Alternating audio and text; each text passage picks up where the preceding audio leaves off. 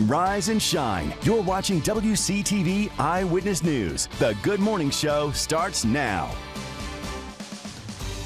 Oh, look at that. The time now is 6:33. This is a live view from the WeatherStem camera at Montfort Middle School in Tallahassee.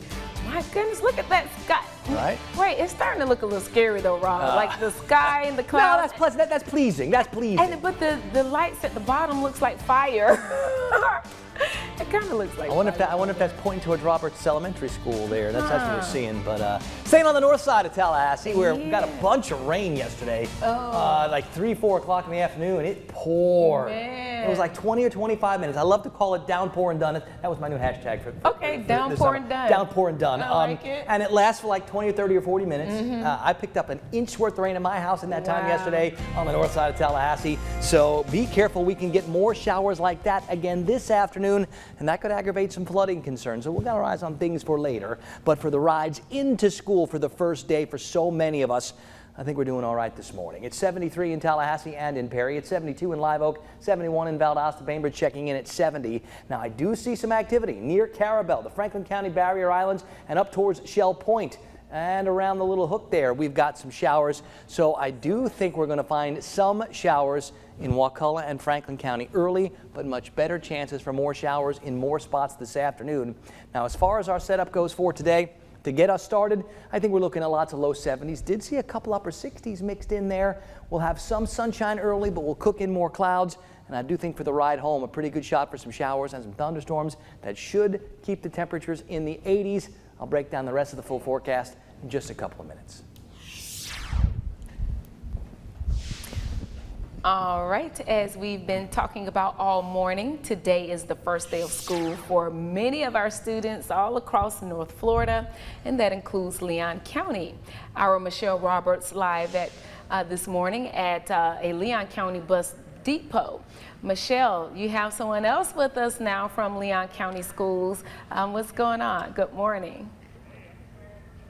Yeah, good morning. Ricardo Henderson, the project manager here at Connor Lakes Bus Depot and Compound, is joining me on this very busy day, first day of school. Thank you so much for being here. You're welcome. And I know things are a little crazy on the first day of school, so how are things running here? Pretty smoothly? Things are running pretty smoothly here today. This morning we didn't have any issues or anything. We did a good prep yesterday to make sure everything runs smoothly. And we've been covering bus driver shortage talks. How are things here and at the rest of the compounds? We're kind of short on drivers. Here we have we're short about 19 drivers. I think at the other compound maybe about 12 or 13. But we're making it work, trying to make sure we get the scholars to school. Making it work. And how are you trying to retain those bus drivers? We're trying to retain drivers. We have raised the pay for drivers. I think it's $18.07. We are trying to create a family-oriented environment here. Treat people nice and try to make sure that we are doing the best we can by our drivers. And what advice do you give to people out on the roads today when they're encountering school zones and different buses on the busy roads today?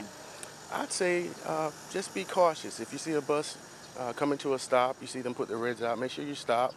And afterwards, after they put their lights in, still kind of be cautious to make sure there's no students trying to run behind the bus or anything of that nature, but just be cautious. We want to fill those vacancies for the bus drivers. So why is that job so rewarding? What do you see? It's so rewarding because you're serving your community, making sure your scholars get to school back and forth. It is something that you take with you for a lifetime. And today you helped get your kids ready for school. They had some jitters for first day of school? They had a few jitters. They really love school, so they were excited to get there today. Yes, ma'am. All right. Well, thank you so much for what you do for our community and joining us this morning. And we're going to send it back to you guys. Oh, yeah. Bus drivers, they are very important. Very in important. This whole scheme of things. And I'll tell you, it's not an easy gig. Oh, I bet. No. So extra thanks to all of you. Now listen, we've been talking a lot about Leon County schools getting started, but it's not the only school district that gets going today. So many other ones in the mix for today and joining a lot of the schools that started as early last week. So Decatur and Franklin and Gadsden and Jefferson County, just some of the ones. Look at your screen there. So many beginning the fall semester today, and They got a little special start in Madison County, right? Where pre-K through 9th grade go back today. The sophomores, juniors, and seniors don't have to go back till Friday. Oh, the older ones get more time, What huh? a nice gig like that is. More time for the athletes to get practice in, I guess. Oh, yeah. You know how they take their sports very seriously in Madison County. All right, well, let's check out some back-to-school pics sent to us by some viewers. This first one is from Sharon Watkins. She says, Carly and Mason, Lowndes County Schools, 1st grade and 6th grade. Oh, look at there. That's right, big sister. I was going to say, in a couple years, she won't be able to do that no more. Right. He'll be doing that to her. Exactly. That is so cute. How about this one from Tammy Tillman Edwards? Now, she says that Tamil Edwards going to his first day. Oh, my goodness. Look at that face. I love the braids, by the way. A little pre-K in Valdosta. So very, very nice. Oh, her book bag is as big as she is. Too cute. Well, if you have pictures of your kids heading off to their first day of school, we want to see them. Yes, we do. Just head over to WCTV.tv, go to the Share It tab. It's at the top of the screen, and then we make it simple. The first option on that page is the Back to School Gallery. You can put your photos there. Yep, just go through there. Excellent, excellent. All right, heading back to Leon County, the school board holding a meeting last night to talk about staffing issues. Like so much of the country, a shortage of teachers and bus drivers still causing issues for the district. The Leon County Classroom Teachers Association talking with us about the impact that these shortages can have on the classroom. For every teacher that is not there on site, means that a dedicated teacher is now taking on more responsibility, more students. And so when we want to be student-centered, it does cause limitations and struggles because we know that every child deserves to have that professional educator in their classroom. And while they say that the school district is doing a great job addressing the issue, getting all the positions filled, it will take the pressure off of the teachers. 6:39 now. Efforts are underway to save a longtime Tallahassee nursing home. Leaders at Miracle Hill saying the pandemic put the center in a financial bind and it's now up for possible sale. As our Jacqueline Harold reports, leaders are calling on the community to help raise $1 million to save the nursing home. So we believe that the same God that allowed our forefathers on the backs of many of those that sold pies and sold other things and baked cookies and everything to make this come about, we believe that that same God that worked a miracle with pies and cakes is going to be the same God that worked a miracle with us now. Miracle Hill is the only Black-owned nursing home and rehabilitation center in Tallahassee, built more than 50 years ago by the Florida State Primitive Baptist Convention. We want to make sure that that's a place that they can go that's in the community. They don't have to drive far, and so we're able to continue to pass out those blessings. The COVID pandemic led to a financial crisis, one that officials say places over 100 employees and 70-plus patients in jeopardy. I want to sell Miracle Hill. We want to continue to maintain it. We want to continue to have it as part of our legacy, a part of our community. Terry Price sits on the board of directors, and like Price, former president of the Florida State Primitive Baptist Convention, Ernest Farrell, says it's a gem too valuable to lose. There's no guarantee that the people who buy the property are even interested in the nursing home. Farrell says while $1 million seems like a lot, the role it plays in keeping nursing home and rehabilitation services in the community is truly a small price to pay. It was a miracle, and it is a miracle because of where it's located and because of the impact it had on the community. The $1 million fundraising drive will kick off tomorrow at noon at the Enrichment Center. Reverend Farrell says that money will go toward paying off investors and others that have loaned money to the center. Time now for First Alert Weather with meteorologist Rob Nucatola. And we start on that 24-hour temperature cast where the numbers want to start climbing. It was nice to see a few spots in the upper 60s this morning.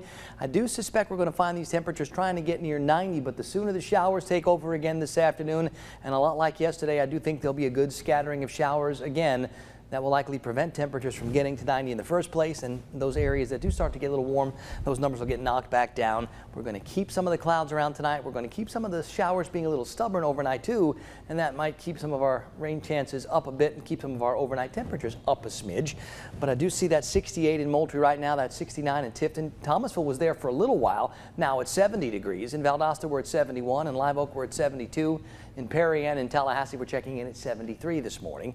A little breeze is trying to stir up those lowest levels of the atmosphere. If we get that little breeze going, it limits the fog, and so far so good with that. I don't see a lot of reduced visibilities. Pretty much everybody better than 7 miles, so that's great news. I've been watching the same couple of clusters of showers and thunderstorms off the coast of Franklin and Wakulla counties, a couple moving across some of the barrier islands. They are trying to move a little bit north and a little bit west. We'll watch, we'll see if more areas in Wakulla and Franklin can get wet over the next 30 or 45 or 60 minutes. That's the area with the best chances to get wet early, but I think with so much available moisture and the energy that's set up the way it is, there's going to be scattered showers all over the place, but it's not going to be like one big blob that sits for hours and hours and hours in the same spot. I think we're going to have those haphazard pop up and go showers like we saw yesterday and the day before, and I think we're going to see more of those still tomorrow too. So the forecast really not changing. A lot of warm, humid, unstable in place, and that does open the door for better chances for showers. Now out across the tropics, there isn't really much going on. We were watching that energy come off the coast of Africa. A little bit more is going to try to come off, but it doesn't really look like it's got a lot of organization to it. They'll update the tropical outlook at 8 o'clock this morning. I suspect they're going to drop those numbers even more, maybe even let it fizzle out completely. So not much going on in the tropics. Nice and quiet the way we like it. On the Gulf close to home today, there's breezes out of the southeast and south, 8 to 16, and the seas 1 to 3 feet, so maybe a little bouncy for the boaters. Rain chances are going to be a little higher near the coast, but for most of us, we're talking like a 30 or 40% chance early. 70s become 80s, 80s try to get to 90. Maybe we get there in a few spots, but I think there'll be enough clouds and showers to prevent that from happening. Let's put the rain chances around 60% at least. It'll stay muggy tonight. Some of those showers are going to linger, maybe even past midnight. A lot of us start tomorrow in the low 70s, and I don't see a lot of change tomorrow either. Now, as we get to Friday and beyond, I want to start to bring in some drier air. We're going to hear about some drier air trying to push south from the north for the eastern third of the country, and that'll give some relief to some of the heat they're feeling in parts of the mid-Atlantic and northeast. Now, I don't think we're going to get cooler air down here, but a little drier air might make it look and feel a whole lot better this weekend.